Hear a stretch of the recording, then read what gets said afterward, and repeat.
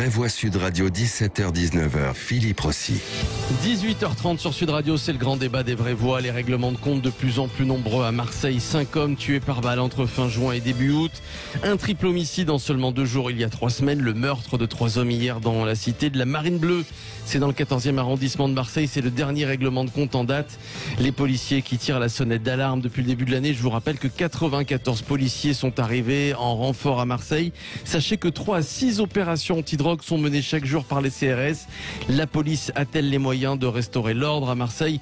C'est la question que l'on vous pose. Vous votez sur Twitter, sur Facebook, sur YouTube, les réseaux sociaux, puis surtout, vous nous appelez pour réagir, pour en débattre avec nos vraies voix. 0826 300 300. C'est le grand débat. Sud Radio, les vraies voix. Le débat est ouvert. Le grand débat avec Caroline Pilastre, Véronique Langlais, Alain Oquilier, notre invité. Rudy Mana, bonsoir. Bonsoir. Bonsoir à vous, Rudy Mana, policier, secrétaire départemental des Bouches-du-Rhône du syndicat Alliance Police Nationale. C'est ce que vous nous dites, Rudy Mana, c'est le sentiment aussi qu'ont beaucoup de policiers, en tout cas à Marseille, ce sentiment, j'ai envie de dire, d'impuissance, de ne pas être assez épaulé, Rudy Mana. Oui, c'est clair. Déjà, vous avez dit dans vos titres qu'il n'y a que les CRS qui faisaient des interpellations. C'est complètement faux. Il y a la sécurité publique qui fait des interpellations incroyables. Ouais. Il y a les policiers marseillais qui font des affaires incroyables. Bien évidemment que les policiers marseillais se sentent extrêmement seuls contre le trafic de stupéfiants. Il ne faut pas se leurrer. Je le dénonce depuis plusieurs jours. Je vais dire à Gérald Darmanin, le ministre de l'Intérieur, quand il est venu à Marseille. C'est hyper compliqué pour la police seule de mener ce combat. Aujourd'hui, je lui ai parlé d'une fusée à 4 étages.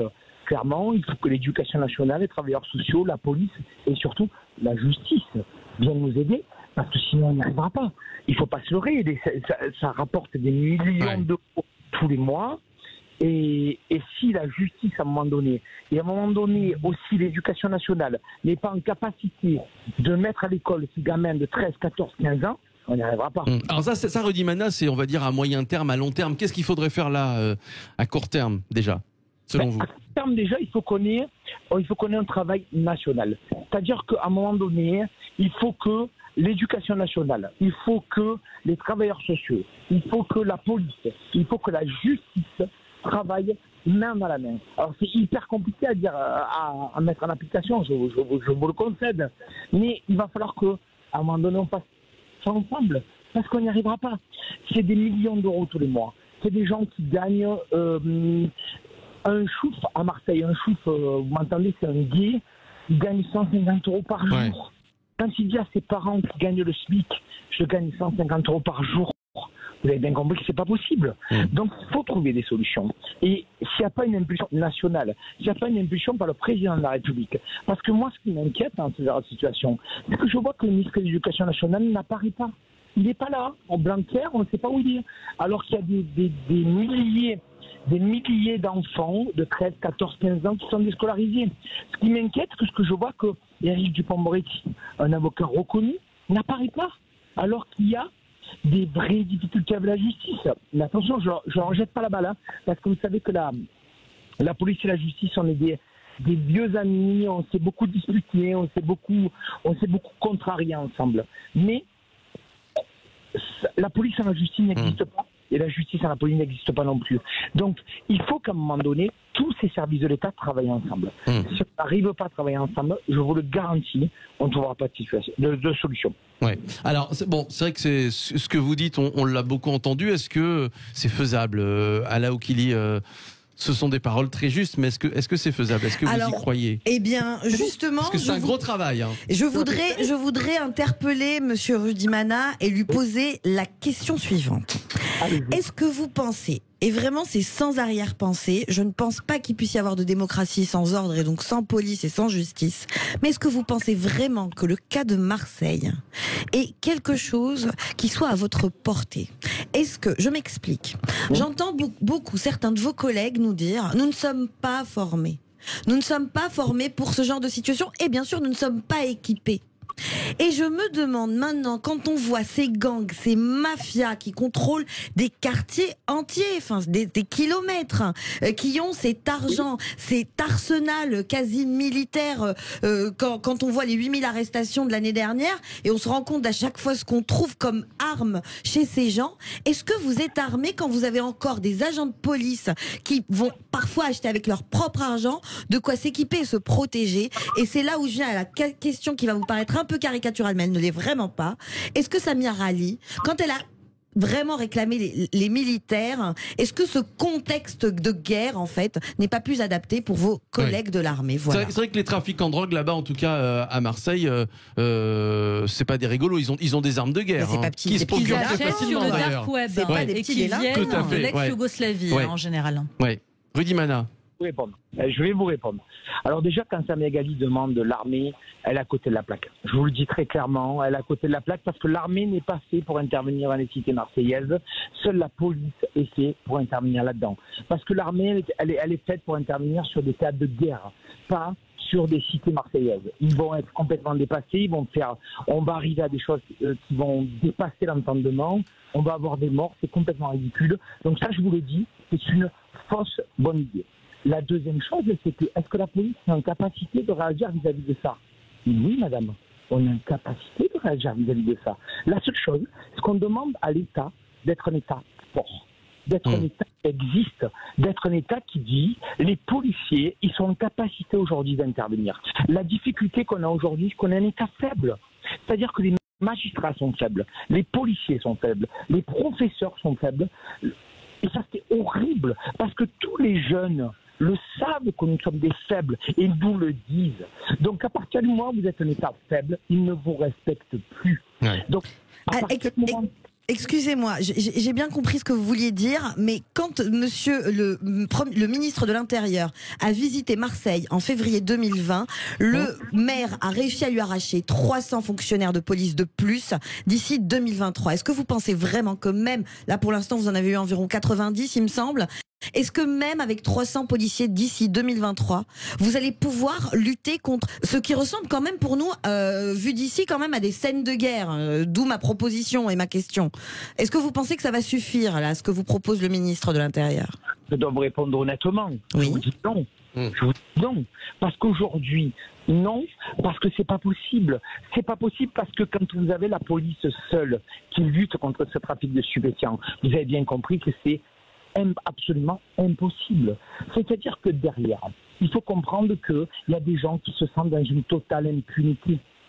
Et quand vous avez des gens qui se sentent dans une totale impunité, vous comprenez bien que quand la police les interpelle et que le lendemain ou le surlendemain ils reviennent sur les cités marseillaises en nous disant, et vous croyez-le bien, ils nous disent, tu nous as interpellés hier, tu on est encore là.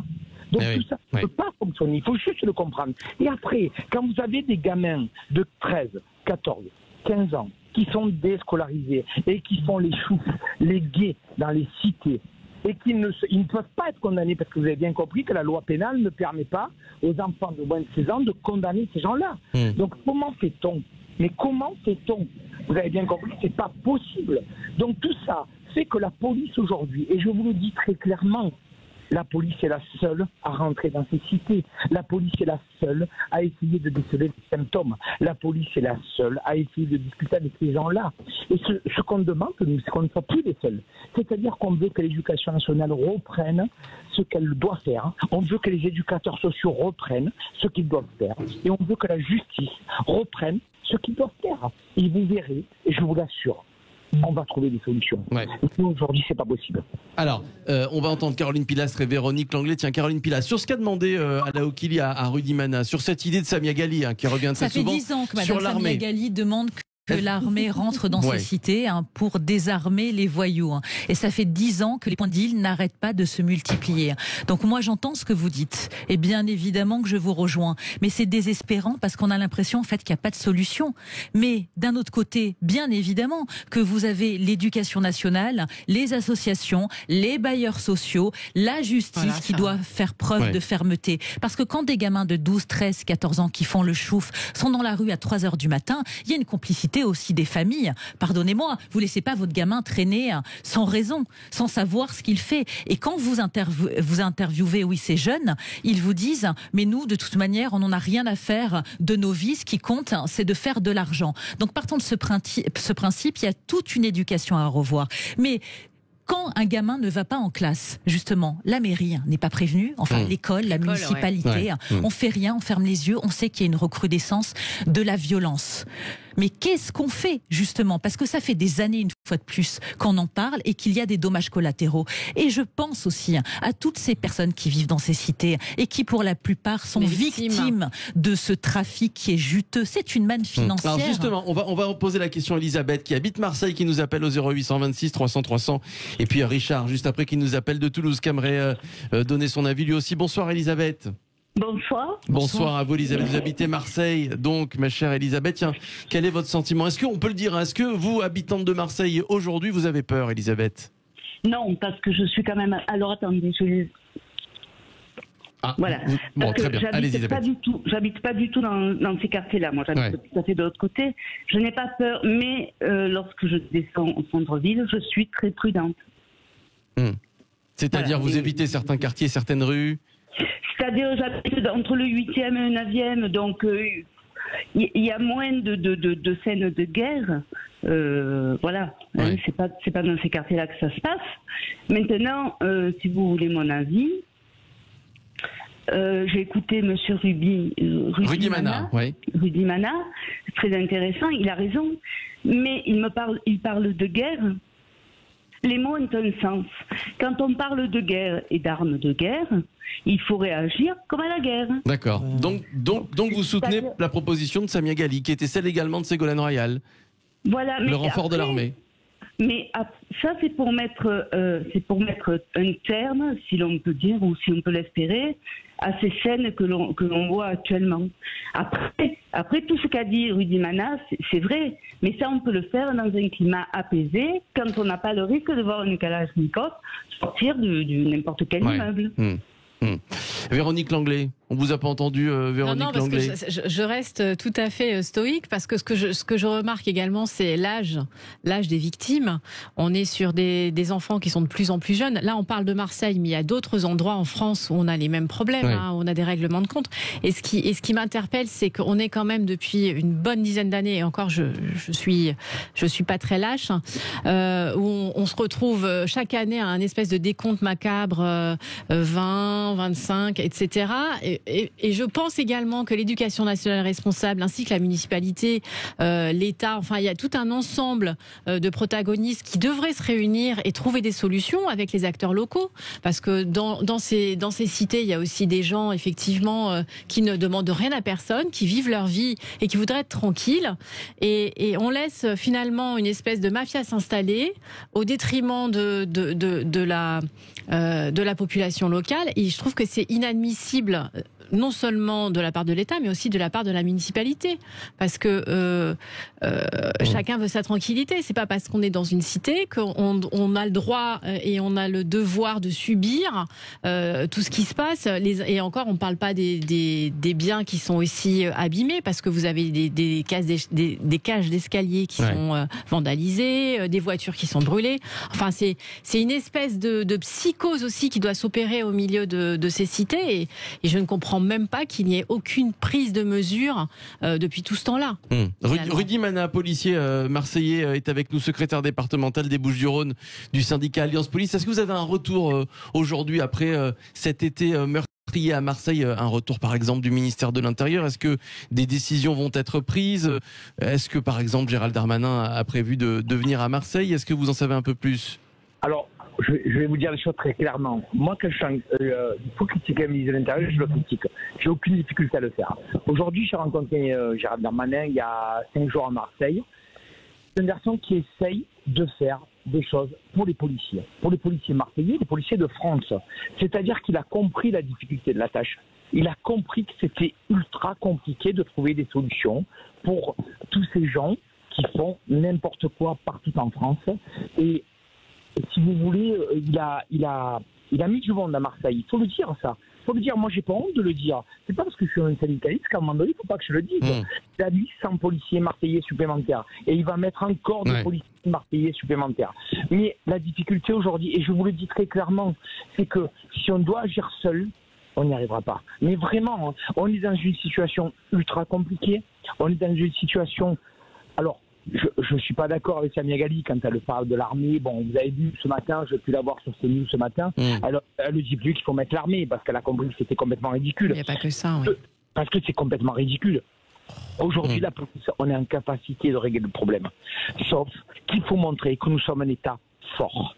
Aujourd'hui, les jeunes ne comprennent pas que nous sommes des faibles, parce qu'ils nous le disent à longueur de journée. Nous sommes des faibles. L'État est faible. Nous sommes des faibles. Et quand ils disent que l'État est faible, la police est faible, l'éducation nationale est faible, les magistrats sont faibles. Et si vous voulez, quand ils ont ça en tête, vous comprenez que, et puis c'est pour tout un chacun.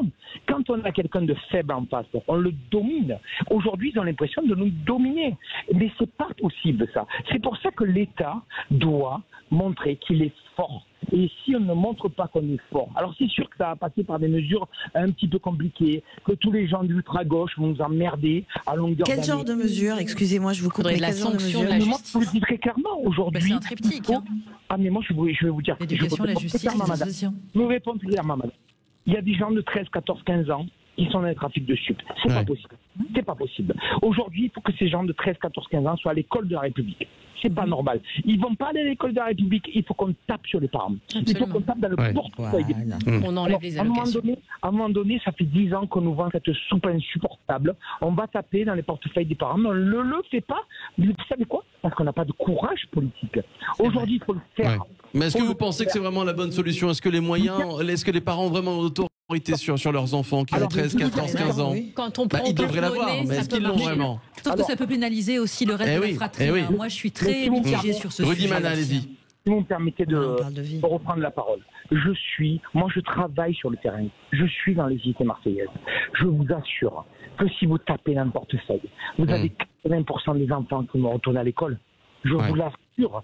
Parce qu'à un moment donné, alors, bien sûr que vous aurez quelques mères isolées qui ne vont pas réussir à les envoyer.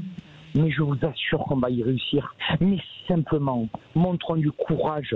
Mon Dieu, en France, on est en capacité de montrer du courage. Faisons-le. Arrêtons de nous cacher derrière nos petits sentiments, nos petites peurs. Montrons que nous avons du courage. Et il faut de l'action, monsieur, c'est ce que vous êtes en train de dire. Et de la cohésion. La police a-t-elle les moyens de restaurer l'ordre à Marseille? C'est la question que l'on vous pose. Vous dites non à 86% sur le compte Twitter de Sud Radio, où vous votez beaucoup. Rudy Mana, je vous coupe. J'aimerais donner la parole à Richard, qui nous appelle de Toulouse, qui attend depuis un moment. Ce sera le mot de la fin d'ailleurs. Bonsoir Richard. Oui, bonsoir à vous. Bonsoir à vous. On vous écoute, Richard. Bien, merci. On vous écoute, Richard. Je suis un peu d'accord avec Véronique qui dit qu'en fait, on peut aller après vers plus de privation de liberté que d'efficacité. Ça fait longtemps qu'on nous rabat les oreilles avec ça. Pour moi, le cannabis, c'est une drogue de consommation de masse aujourd'hui. C'est comme la prohibition aux États-Unis. Ils n'y sont pas arrivés, malgré la violence, malgré leur capacité qu'ils ont à mettre en œuvre des solutions radicales. Et ils ont dû abandonner. Moi, je préconise que le cannabis il soit vendu en bureau de tabac avec un taux de THC contrôlé et uniquement aux majeurs. Et je pense qu'on siphonnera 80% du pognon et ça veut dire qu'en siphonnant 80% de l'argent, on évitera que ces mafias perdurent, se surarment, paient des jeunes très, très confortablement et prospèrent, entre guillemets. Donc, quelque part, on est complice de la prospérité des mafias. Alors, c'est vrai que ça, c'est une des solutions proposées. Tiens, en quelques secondes, Rudy Mana, sur la dépénalisation du cannabis pour lutter contre le trafic de drogue. Alors, si vous voulez que je vous réponde sur la dépénalisation, c'est une faiblesse de l'État. Si on arrive aujourd'hui à une dépénalisation du cannabis, ça veut dire que l'État est encore plus faible que ce qu'il est faible aujourd'hui. C'est une absolue aberration. Aujourd'hui, on ne doit pas accepter ça. Parce que, qu'on se le dise, si chacun de vos enfants, je ne sais pas si vous avez des enfants, mais c'est absolument abominable. Un garçon qui fume du cannabis aujourd'hui est complètement lobotomisé. Le dire, il faut que tous les auditeurs qui écoutent sur Radio ce soir le sachent. Il est lobotomisé. Donc si on veut une société de lobotomisés, bien sûr qu'on peut légaliser le cannabis. Mais moi, je ne veux pas que pour mes enfants ce soit une légalisation. Aujourd'hui, on est en capacité, je vous l'assure, on est en capacité de trouver des solutions. On a une capacité, si on travaille tous ensemble, de trouver des solutions. Merci Rudy Mana, policier à Marseille, secrétaire départemental des Bouches-du-Rhône du syndicat Alliance Police Nationale. On va se retrouver dans quelques minutes. On va poursuivre les vraies voix. Tiens, on va parler d'un mot que vous avez beaucoup peut-être retrouvé cet été. Vous en avez fait peut-être, c'est le barbecue. Voilà, on en parle dans un instant. C'est l'objet du clin d'œil des vraies voix. Ah oui, ça parle à tout le monde. À tout de suite.